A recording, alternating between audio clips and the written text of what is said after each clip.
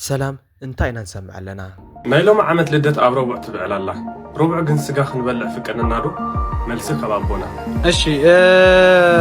بحصر زبالة لدتنا يزي زلنا يو زمن كلتشان عصرت شو منتن عمت مرات جز ربع وين لمنت سلازي حدا جزي مسارتاوي يقطعو فابزي مهلا ويكا مصحفت فابزي ملكات ربع يبلعني زبل صبات كم زلو كاميرا لا تريقم على بس بدرجة أقرأ ورقة جزاء أقرأ مسخ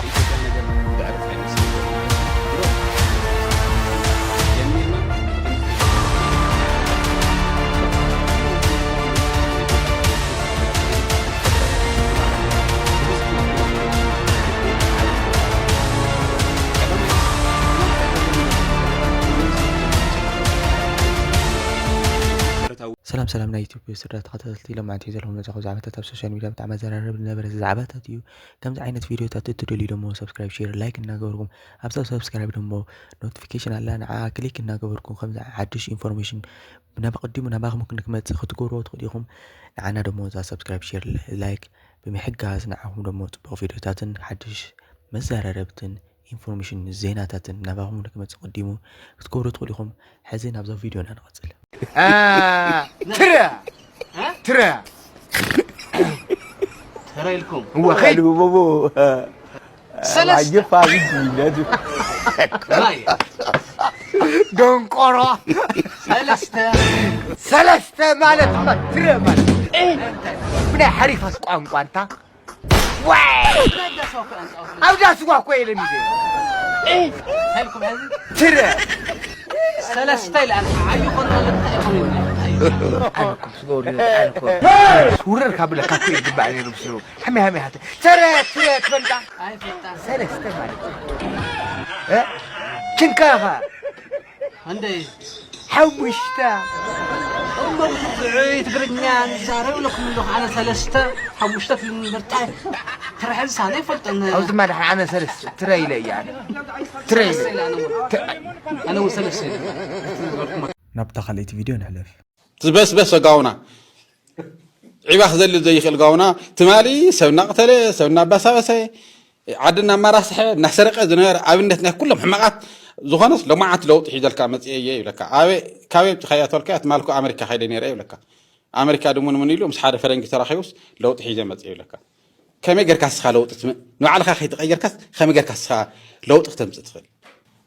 دوغماتيكيو كومزيو هيمانتاوي زعمزعيو يلكقن من فراينا نحنا نمرح بوليتيكا صاف تግራይ ያለው ዲ ይብስሩ ኣብ ኢትዮጵያ ሰለልዩ ኣፍሪካ ኣብ ቀርን ኣፍሪካ ሰለልዩ ኤክስፖርት ዝተገብረ መራح እኮ የምጽኦም ከፍ ቢሎምና ነው نحنا زمرጥና ያሪ ብሕሪያና ዝቕመጥና ያሰብዲኒ ኣምጽኦም ንዓና ዝምክወና ይተሃይሉ እንካ ዋይት ሃውስ ተሃወና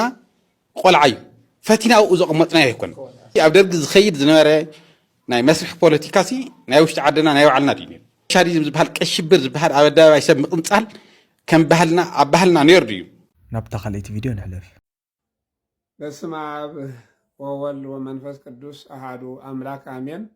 لدت ربع سلزو على ويكا أجينا ربع سلزو على يبلع عدو يبلع عنزبل مجمرتا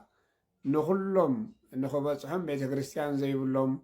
أفتفحل عليه بوتا زلو أب عالم ملء زلو كريستيان نخبصهم زياش شري لكم ناب كلهم أفتحلي إسران شديشتان زغانا سلزو غانا لما عندي تخيلكم شدشتا غزيه كوبلينيك ورلاي نابقالشكا شرع اسرا غزيه بلو لده ويكا اجينا ربع سلازو علي يبلعدو اي يبلعن زبل حتوتاتكم مصني قنيو كوم خاني كريسماس بحال امناي لدت غزيه زغبر علو نسخه بهايمانوتاوي اورثودوكسي يفقديو اي يفقدن مسناي لدت ركبالو وديو بلو زبل نغرات كم خاني ببعل لدت انتاي اززنا انتاي قال كيدان الله زبل نغرات مجمرتا لو ما انت زملسو ربع سلازو على لدت يبلعدو اي يبلع زبل ملسو انتاي زخون وي يبلعيو كما يلو نزبل كاني كل غزي در لدت ويكا درو جينا درو 28 زلو ጾሚ ኩሉ ግዜ ማለት እዩ። በዚ መሰረት ከዓኒ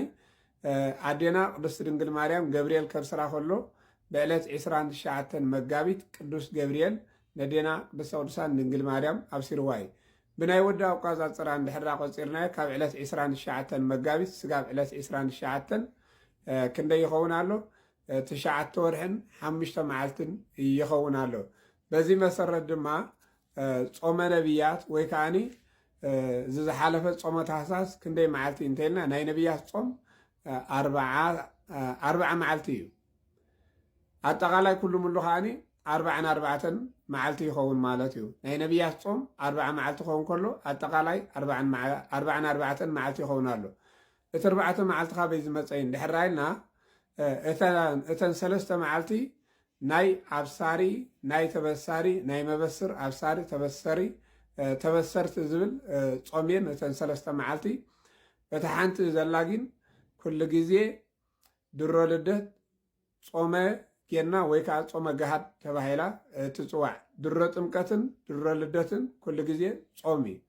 እዚ ጾም እዚ ኣብ ርእሲ ጾም ኣሎ ድዩ ዝብሉ ሰባት ኣለዉ። ንኣብነት ጾመ ታህሳስ እንዳጾምናዮ ኢና መፂና ንጾም ኣለዎ ድዩ ንዝብል ኣብ ውሽጢ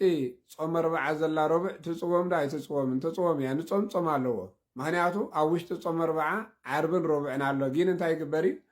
ብናይ ጾመ ርብዓ እዩ ዝፅወም ማለት እዩ።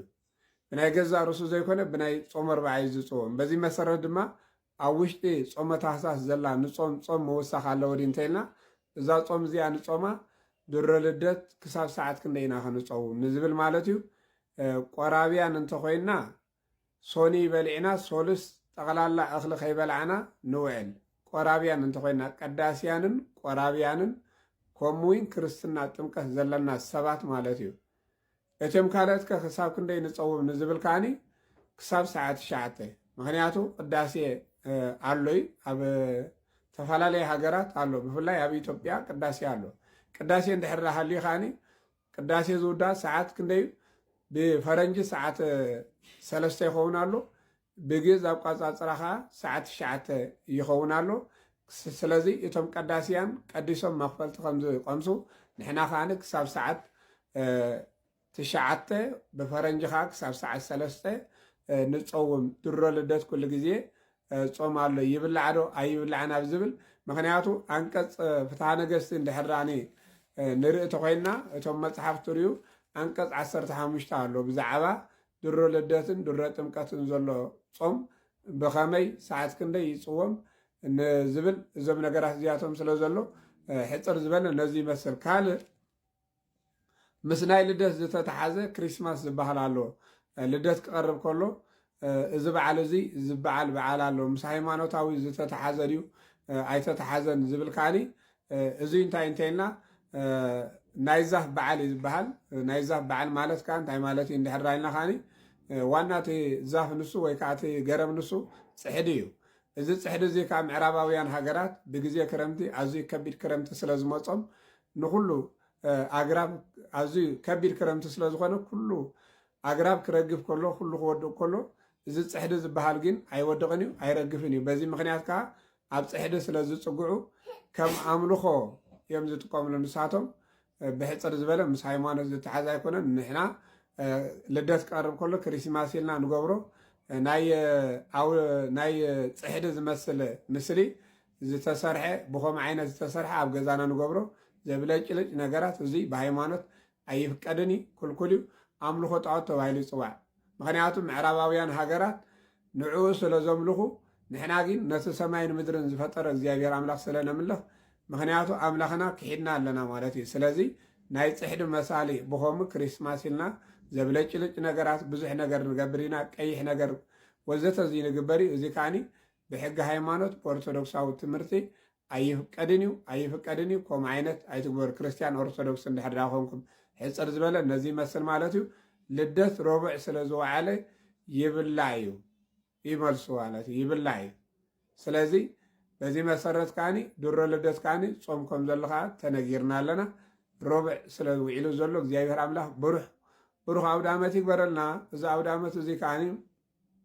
ኣብ ማእሰርቲ፣ ኣብ ጭንቀት፣ ኣብ ጥሜት፣ ኣብ ሕማም ኣብ ስደት ኣብ መገሻ ዘለዉ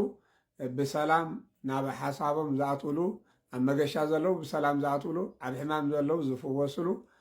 ኣብ ጭንቀትን ኣብ ጥሜትን ዘለዉ ከዓ ናብ ረሃዋ ዝወፅሉ ኣውደ ዓመት ይግበረልና ብሩኽ ልደት ይግበረልና ወስብሃት ለእግዚአብሔር ወለወላዲቱ ድንግል ወለመስቀሉ ክቡር ኣሜን ናብታ ካልእቲ ቪድዮ ንሕለፍ ዓልቲ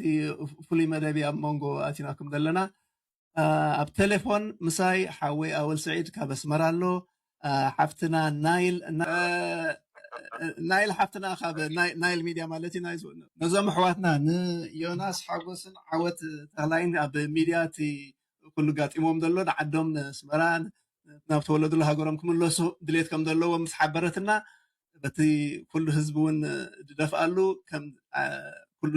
ድከኣለና ንግበር ኣብ ዝበሃለሉ ተራኺብና ስለዚ ሓደ ዓብ ምስጋና ንሓፍትና ናይል ኩሉ ነቲ ለጋሳታ ሕሳኺ ነዞም ሕውን ብዓብዩ ነቲ ሓበሬታ ኩሉ ሰብኩም ዝበፅሖ ጌርኪ ረኺብናከ ከዓ ብኣወንታዊ ኩሉ ተሳልጥሎም ዘለኺ ይቐኒልና እንዳበልኩ ኣወል ሓወይ ከዓ ሕጂኻ ሰሚዕካዮ ዘለኻ ዝጉዳዮም እቲ ኩነታት ከዓ ካብታ ስምዕ መሰበልካያ ዓዶም እዋ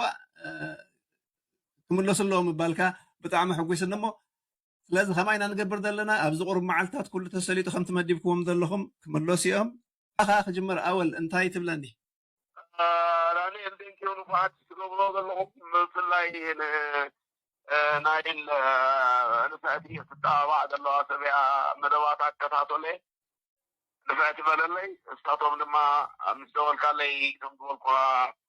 እሶም ዓዶም ዋላ ንዓ ኣሳኸማ ክትመፅእ ትኽእል እያ ማለት ሓደ ዕፁው ቦታ ኣይኮነን ኤርትራ ትድፀንሐ ሰበኻ ንሱ ብረት እንዲና ንሰርሕ ዘለና ስለዚ ሽግር የለን ዓዶም እዩ ክብሎም ዝደሊ መንግስቲ ኤርትራ ንኩሉ ነገር ወልካድ ኢልዎ እዩ ኖም ተልጠ ካሕቲ መደባት ዝሰርሕዎ ዝቐንኹም ምክትታል ያክል ሰላም ኣብ ድላዮም ይምፁ ዓዶም በቃ ናይል ሓፍትና እንታይ ትብሊ መጀመርያ ንዓኻ ብጣዕሚ የቐኒለይ ዳንኤል ሓወይ ኣወል እውን ብጣዕሚ የቐኒለይ ካብ ተራኸብካኒ ብጣዕሚ ቅንዕና ዘለዎ መልሲ ይህቡኒ ዓዶም እዩ ክመፁ ይኽእሉ እዮም እስኪ ኣብ ዝጠዓመኪ ግዜ እሳቶም ኣብ ዝጠዓሞም ግዜ ክመፁ ይኽእሉ እዮም ዓዶም እዩ ኢሉኒ ዳንኤል ቶም ቆልዑ እውን ቪድዮ ርኢኻዮም ኢኻ ዓወትን ዮናስን ምንም ዓይነት ካሊእ ድሌት የብሎምን በቃ ንሕና ተወሊድና ዝዓበናሉ ኣብ ኤርትራ ኣብ ኣስመራ እዩ ዓድና እዩ ክንኣቱ ንደሊ ኢና እዮም ኢሎምና ብትክክል እቲ ሰላም ዝበሃል ነገር እቲ ዝተጀመረ ነገር ኣብ ባይታ ከም ዝወረደ ዘርእካ ነገር እዩ እዚ ምንም ዓይነት ካሊእ ትርጉም የብሉን በቃ ሰላም ከም ዘላ ብተግባር ዘረጋገፀ ነገር እዩ ኣነ ንኣወል ብስልክ ረኪበዮ ኣለኹ ብጣዕሚ ደስ ይብሉኒ ኣሎ ብጣዕሚ የቕኒለይ እቶም ኣሕዋትና ድማ ክምለሱ ከለው ድማ ብደንቢ ጌርና ፓርቲቱ ድማ ኣብ ኣስመራ ንሰርሐ ንኸውን ኣምላክ ተፈቒዱ በቃ ፅበቕቲ ሕጂ ኣብኣ ከለኺ ንዮናስን ዓወትን ካብ ምሳኸሎ እሞ ሓንቲ ቃል ክብሎም እሞ ዮናስ ክጅምር መርሓባ ዮናስ ናብታ ካልእቲ ቪድዮ ንሕለፍ ምዕናና እንታይ ይመስለኩም እስቲ ሓሳብኩም ኣብዛ ኮመንት ጻሕፉ ዓሸራ ማለት ፋራ ማለት እዩ ዓሸራ ማለት ከምዚኦም ደቂ ጋሽ ባርካ ምሽ ኣብ ደገ ሸበጥ ጌሮም ሆዶ ቆፀራ ካ ሸበጥ ጌሮም ሆዶ ክብሪ ህዝቢ ኢኻ ኣብ ነብሱ ዝነግስ ሓውኻ ምዃነይ ኣመና ይብል ሕጉስ ንያት ህዝቢ ኢኺ ቅምጥ ኢልክነደይ እምብዛየ ዝኾርዕ ሓውኽ ምዃነይ ናብታ ካልእቲ ቪድዮ ንሕለፍ ካሜራ ኣለዋ ትሪኢኩም ኣለክስ بدرجة أقرأ واردة بس أقرب مسحق وين دوتك الحمد لله ما برا ናብታ ካልእቲ ቪድዮ ንሕለፍ 2026 ኣይኮነን ዘሎ ኣብ ኢትዮጵያ 2018 ዓመተ ምህረት ኣብ ኔፓል 2080 ኣብ እስራኤል 5786 ዓመተ ምህረት ኢራን 1404 ታይላንድ 2569 ዓመተ ምህረት ሂንዲ 1947 ቦታን 2152 ዓመተ ምህረት سعودي عرب ويكاني بحبشة مسلم ويكاب بقرآن أقوى شحن 440 شوعة عام تمرت بنغلاديش 1432 ዓመተ ምህረት ሰሜን ኮርያ 115 ዓመተ ምህረት እዮም ዘለዉ ካብዚኣትን ክንየኹም ትፈልጡ ኣብ ኮመንት ጻሓፉ ለይኹም ድሕሪ ፈቲኹማ ከዓ ላይክ ግበሩለይ ንኻልኦት ምእንቲ ክመሃሩ ከዓኒ ሼር በልዋ ኢኹም ኣብ ቀጻሊ ናብታ ካልእቲ ቪድዮ ንሕለፍ ሰላም ከመይ ኢኻ ኣምላኽ መስገን ደላ ከመይ ኢኻ ጽቡቕ ወያር ስራይ ንብለና እንታይ ሓተለክ ተጸገም ኣሎ ተበልካ ማዕድኻ ኣና ካብ ያር ተለብል ታሽግራ ለወዲ ኣናንዳስ ወይነት በቃ ኣነ ከዓ ሳይድል ዘለኹ ይኽብረካ ኢና ያ ማን ሰራይ ትጽርፍን ቀጥለካ ኣና ከዓ ንኣከለት ጸርፍ ቀጥለካ ንስ እንዳኣሉ ዳስከይት ወይንዋት ያ ሰርናና ናብታ ካልእቲ ቪድዮ ንሕለፍ ኢትዮጵያ ነገር ድዕርፍ ኣይመስልን ዘሎ ማለት እዩ ድሮ 2026 ጀሚርና ብከምዚ ትርእይዎ ዘለኹም መንገዲ ድማ ኣብ ኢትዮጵያ ተኸፊቱ ማለት እዩ ሰው ኩሉ ናይ ፖለቲካዊ ነውፅታት ወይ ጌጋታት ናይ ክልተ ሃገራት ገዲፍካ እዚ ተግባራት እዚ ንባዕሉ ብብዝሕ ናብ ኩናት ክእቱ ዝኽእል ዓብይ ተግባራት እዩ ማለት እዩ ቀዳማይ ርእሲ እዞም ኣብዚ ትዕዘብዎም ዘለኹም ጀነራላት እዚ ምስሊ ሒዞሞ መፅኦም ዘለዎ ቦታ ራብዓይ ዙር ናይ ተመረቕቲ ናይ መሰረታዊ ውትድርና ዝወሰዱ ኣብ ውሽጢ ኢትዮጵያ ክኸውን ከሎ እቲ ካልኣይ ድማ ናይ ካልኦት ሃገር ቴሪቶሪ ማለት ናይ ኤርትራ ዳርጋ ፍርቃ ቆሪፆም ከም ሓንቲ ናይ ኢትዮጵያ ክፋል ገይሮም ኣብዚ ምምፆም ጥራይ እቲ ካልኣይ ጌጋ ማለት እዚ ድማ ናይ ጎረባብታ ሃገራት ማለት ከም ናይ ኤርትራ ዝርከብዎም ጎረባብታ ሃገራት ካርታታት ምስናትካ ጌርካ ፓርቲ ናይ ኢትዮጵያ ኢልካ ንኣዝዮም ኣሽሓት ዝኾኑ ተመረቕቲ ወተሃደራት ኣምፂኻ ፕሮግራም ምግባር ማለት ኣዝዩ ብዙሕ ዝኾነ ሽግራት ሒዙ ዝመፅእ ሳዕቤናት ዘለዎ ጸገማት እዩ ማለት እዩ እዚ ነገራት እዚ ንኣዝዩ ብዙሕ ዝኾነ ዓመታት ኣብ ውሽጢ ኢትዮጵያ ተለሚዱ ጸኒሑ ኣብዚ ሰዓት እዚ ግን ኣብዚ ዓመት እዚ ኩሉ ኤርትራዊ ብዛዕባ እዚ ተግባራት እዚ ዝሰልቸው ስለ ዝመስል ዝኾነ ይኹን ነገር እውን ኣይተዛረቦምን ማለት እዩ እዞም ሰባት እዚኦም ኣይሰምዑን እዮም ዚ ዓይነት ነገራት ሸለል ኢሎሞም ከይዶም ማለት እዩ ባት ቱ ዘ ፖይንት እዚ ነገራት እዚ ዓብይ ሽግር ሒዙ ዝመፅእ ተግባራት እዩ ምክንያቱ ናይ ካልኦት ሃገር ካርታ ኣምፂኻ ብስናትካ ሓዊስካ ፓርቲ ናይ ሃገርካ ክትገብራ ኣይትኽእልን ኢኻ ማለት እዩ ፍጹም ብኢንተርናሽናል ሕጊ እውን ኣዝዩ ብዙሕ ዝኾነ ጸገማት ሒዙ ዝመፅእ ነገራት እዩ ማለት እዩ ናብታ ካልእቲ ቪድዮ ንሕለፍ ናይ ሎሚ ዓመት ልደት ኣብ ረቡዕ ትብዕል ኣላ ረቡዕ ግን ስጋ ክንበልዕ ፍቀድና ዶ መልሲ ካብ ኣቦና እሺ ብሕፅር ዝበለ ልደት ናይዚ ዘለናዮ ዘመን 2018 ዓመተ ምህረት ግእዝ ረቡዕ ውዒሉ ኣሎ ማለት እዩ ስለዚ ሓደ ግዜ መሰረታዊ ኣፍልጦ ካብ ዘይምህላው ወይ ካብ መፅሓፍቲ ካብ ዘይምምልካት ረቡዕ ኣይብላዕን እዩ ዝብሉ ሰባት ከም ዘለው ንሰምዕ ኢና እንተኾነ ቤተክርስትያን ትነግሮ ትምህርቲ ግን ልደት ጥምቀት ትንሳኤ ኣብ ዝኾነሉ ግዜ ናይ ጎይታናን ኣምላኽናን መድሓኒናን ኢየሱስ ክርስቶስ ዓበይቲ ክብረ በዓላት ስለ ዝኾኑ ብመሰረት ኣቦታትና ሊቃውን 318 ሰሪዕዎ እታ ቅድሚ ልደት ወይ ከዓ ቅድሚ ጥምቀት ዘላ ግዜ ፀምካ ረቡዕ ግን እታ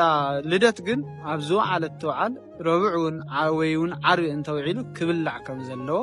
ቤተክርስትያን ተሰመረና እዚ ድማ ዝኾነ ሰብ ባዕሉ መጥኡ ዘቐመጦ ዘይኮነ ሓገግቲ ሕጊ ወይ ከዓ ናይ ቤተክርስትያን ናይ ፍትሐ ነገስት ደረስቲ ኣቦታት 318 ሊቃውንት ዘቐመጥዎ ትምህርቲ ማለት እዩ ስለዚ ኣብ ዝኾነ ኣብ ረቡዕ እንድሕር ውዒሉ ክብላዕ ከም ዝኽእል ምክንያቱ እታ ቅድሚኣ ዘላ መዓልቲ ገሃድ ተባሂላ እያ ኣብታ መዓልቲ እቲኣ ጠሊቕና ውዒልና ወይ ከዓ ፀምና ውዒልና ኣብታ ብድሕሪኣ ዘላ መዓልቲ ግን ልደት ወይ ጥምቀት እንተኮይኑ ክብላዕ ከም ዘለዎ ቅዱስ ቤተክርስትያን ትነግረና ስለዚ ረቡዕ ጾመ ገሃድ ግን ነቶም ክቆርቡ ዝደልዩ ጥራይ ዶ ይኮነን ዝምልከት ረቡዕ ትውዕላላ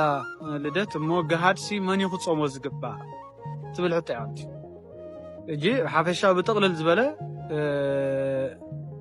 ልሂቅ እስከ ደቂ ወይ ካብ ደቂቅ እስከ ልሂቅ ካብ ኩሉ ካብ ዓቢ ክሳብ ንእሽቶ ካብ ንእሽቶ ክሳብ ዓቢ ኩሉ ክርስቲያን ዝኾነ ኣማኒ ዝኾነ እዩ ክጾሞ ዝግባእ ምናልባት ኣብዚ ኣይቆርብን እየ ቆረብቲ ጥራዮም ክጾምዎ ዝግባእ ተባሂሉ ዝንገር ኣሎ ቆረብቲ ግዴታ እዩ ግዴታ ክንብል ከለና ክቆርቡ እንድሕሪ ኮይኖም እታ መዓልቲ እቲኣ ጠሊቖም ውዕሎም እዮም ዝቆርቡ ማለት እዩ ሓፈሻዊ ግን ንቆረብቲ ጥራይ ዝምልከት ዘይኮነ ኩላትና ጾም ክሳብ ዝተባሃለ ጾመ ገሃድ ክሳብ ዝተባሃለ ካብቶም ሓደ 7 ኣጽዋማት እውን ስለ ዝኾነ ገሃድ ዝበሃል ጾም ስለዚ ኩላትና ካብ 7 ኣጽዋማት ነናየ ፈለየ ክጸውም ነናየ ክጾመ ዘይብለይ ተባሂሉ ዝፍለ ጾም የለም ማለት ስለዚ መን ይኽጾሞ ዝግባእ እንድሕር ኮይኑ ቆረብቲ ጥራይ ዘይኮኑ ኩሉ ሰብ ክጸውም ይግብኦ ማለት ኣብዚ ኣቦታት ኣቐሚጦም ኣብ ዘለው ግዜ ክጾሙ ዘይግብኦም ብሕማም ምኽንያት ብደዌ ምኽንያት ኣብቲ ፍትሐ ነገሥት ኣቐሚጥዎ ኣሎ ማለት እዩ ብሕማም ብደዌ ሽግር ዘለዎም ሰባት ምስ ኣባት ነፍሶም ተዘራሪቦም ኣብ ነፍስሖም ብዝሃቦም ቆነና ከይጾሙ ክእሉ እዮም ማለት እዩ እቶም ካልኦት ግን ግድን ክጾሙ ከም ዘለዎም ያ ቤተክርስቲያን ተመሃራና ማለት እዩ ናብታ ካልእቲ ቪዲዮ ንሕለፍ ትግራይ ውስጥ እየተፈጠረ ላለውና ለተከሰተው ረሃብና ሶቆቃ ተጠያቂው ማን ነው? ሐሳባችሁ ስጡበት። ማገዝ ለምትፈልጉ ደግሞ በነራስ ልዑል የተከፈተውን 1073729393 ወይ ደግሞ በነ አዶናይ የተከፈተውን 107377054432 መጠቀም ትችላላችሁ።